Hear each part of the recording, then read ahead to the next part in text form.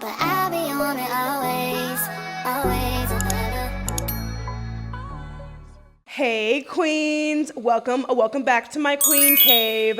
My name is Shelby, queen of the Queen Cave, and in here I drop recaps and reviews of my favorite TV shows and movies, commentary on any topics I find interesting, and deep dives into Black history, Black culture, and any icons that help shape that culture. If that is your vibe, hit the subscribe, you already know the deal. Today we are recapping The Real Housewives of Salt Lake City Season 6, The Reunion Part 2, and look, I cut out most of the BS from this episode because it was so boring and I did not want to talk about it again and again. So this one is a quickie. So we start off where we left off last episode, and Whitney tries to explain that she did the whole forgot my password thing on Instagram, and they put in the profile name that was trolling Angie, and Lisa's phone number came back as like the recovery number or whatever, and Lisa, she admits that is her phone number, but then immediately tried to deny she had anything to do with the account. So I'm like, how does that make any sense? If this is your phone number, that means you are directly linked to the account. How are you going to now try to deny that you didn't do it? So, not surprised there. Anyway, I guess it really doesn't matter now because Lisa has since changed her phone number after Angie told her that she knew it was her that was trolling her from the account. So I guess it really doesn't matter now, but she's now defensive. She tries to deflect, but we all know that this came from Lisa. Next, Lisa and Angie are going back and forth nonstop. Andy tries to tell them to settle down so we can move on to the next topic. He's trying to get things rolling smoothly, and they just won't stop going back and forth. Now Heather gets in there, Meredith is now going in there, and now Andy is getting so mad. He gets up and he starts to storm off, and I'm like, I understand, because that was annoying, and it just kept going on and on and on. Then we get on to Mary, and Robert Jr. is in the clank. He's in jail right now. I guess he violated a restraining order from his soon-to-be ex-wife, and Mary is thinking that this will be a good thing for him. It'll give him a chance to get clean, give him that time to figure his life out / get his life back on track. So she's actually happy this is happening. She thinks it's a good thing for him, which, I mean, that's what she thinks. That's her son. Next, she doesn't want to go see him because she doesn't want to see him in that situation. So I understand that part as well. But they get onto the topic of her cult church. Yeah. And she's so taken aback about the comments. She's so hurt. And I'm like, girl, this is clearly a cult, in my opinion. The way that the congregation looks to you literally as if you're God, the way that they talk about you, talk to you, and it's weird. It's so like creepy to me. Every time we get into her church and she does all this preaching, I'm like, could we skip this? Because like she really feels like she's doing something, and I'm like, girl, I really wonder if she feels like she's doing exactly what like, how do I explain it? Like, I wonder if Mary thinks like this is legitimately like the right way to go about things, or if she is for real like this underlying cult leader type that's just disguised as someone that's trying to be a pastor of the church. You know, it's like, I really wonder. I want to get a breakdown of that, because like the way that she says she's always gotten those comments about her church being a quote cult ever since her grandma was running the church, and I'm just like, she's really been like, what's the word? Her mind has been, what is the word I'm looking for?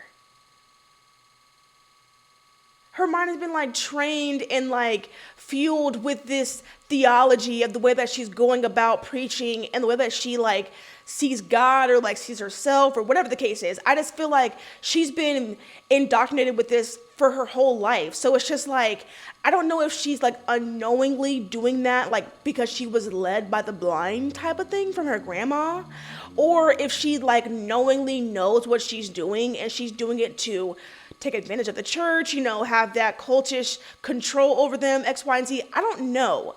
But I'm really interested to see how this like documentary is going to come out, because she's over here like upset about that too, and now she's trying to get upset about how Whitney was calling her church a cult when the whole season was first starting. So it's just like, I don't know. I don't know why you don't see how this is completely wrong. Like, if you really read the Bible and you understood and you knew God for who he really was, you would see how wrong this clearly is. So I really just wonder what her mindset is on the whole thing, because it just gives cold from the jump, immediately off the rip.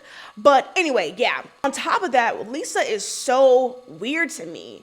Like, how are you gonna how are you gonna be able to call yourself a believer, yet you say that Jesus would give the Church of Satan tequila?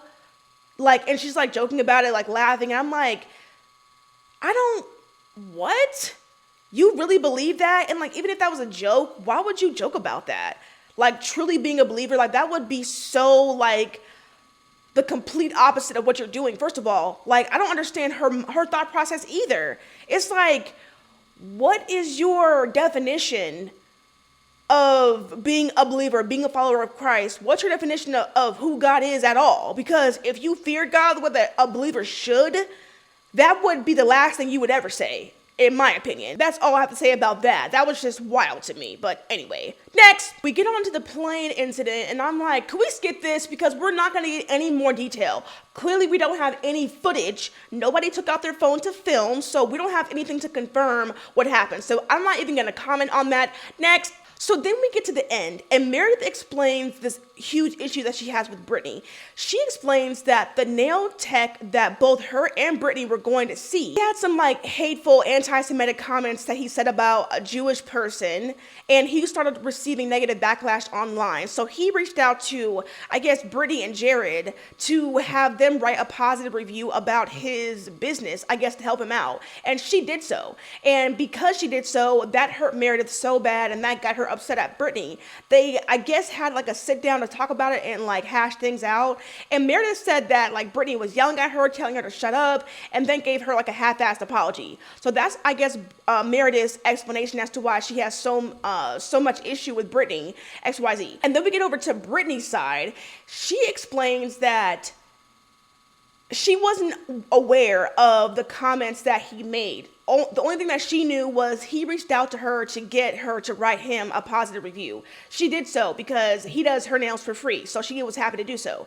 But then later, when she did learn about the comments and the backlash he was getting, she cut off contact with him, cut off services, and she was trying to explain that she did apologize to Meredith. She was so apologetic, X, Y, and Z. But Meredith, at this point, does not want to hear it. She's so dismissive. She thinks that Brittany is so theatrical and over the top. And Meredith confirms she thinks that Brittany is targeting her because of her religion. That gets Brittany all worked up. Now she's so upset because Meredith is calling her a bigot. So she's getting all worked up. She's upset. She's like, she's so done with the girls dogpiling on her, always coming at her. She storms off. And now she's pissed off, crying. And I'm like, all right, this is the end of the episode. Next, like, can we get to the next episode?